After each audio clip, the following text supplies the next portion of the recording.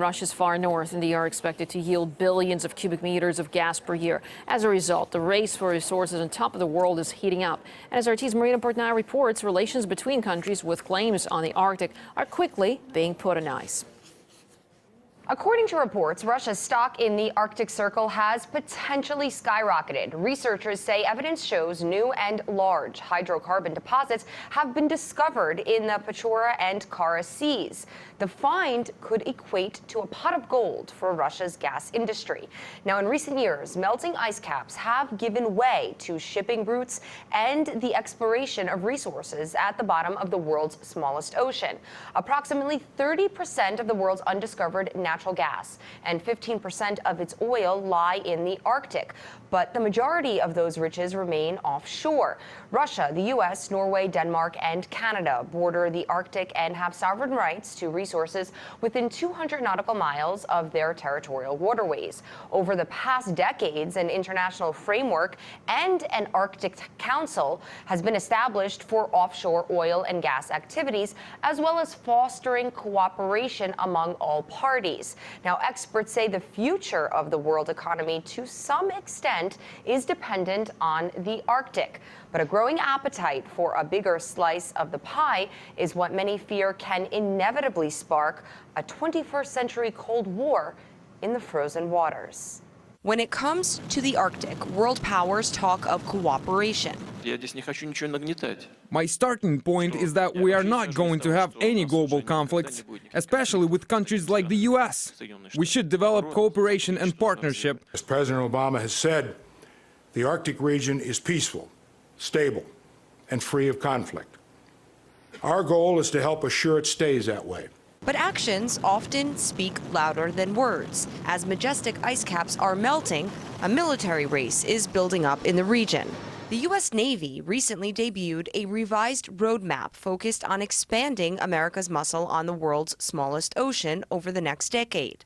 Tasks include increasing the number of personnel trained in Arctic operations, advancing technical equipment and surveillance needs. The ultimate goal, establishing international order advanced by the U.S. leadership. They want to be a leader, as they are in pretty much everything else in the world, and they see themselves as a driving force in the future planning of the Arctic. Earlier this year, NATO countries participated in a Norwegian-led cold response exercise in the Arctic, rehearsing high-intensity operations in extreme conditions.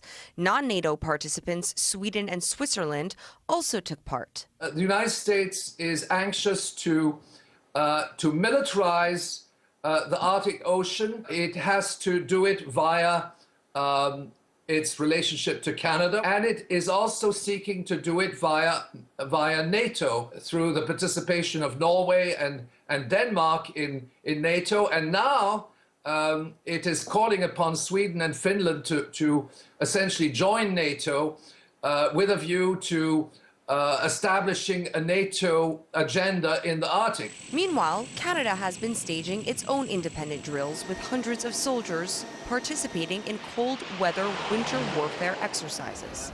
Not to be left out, Russia last month dispatched 4 strategic bombers to patrol over the Arctic. Moscow has been calling for tighter security along the country's Arctic frontiers and along its maritime transportation routes in the polar region. The Arctic countries, they already have a strong interest in collaboration in search and rescue in terms of accident, because it's an enormous territory and very few installations in the area.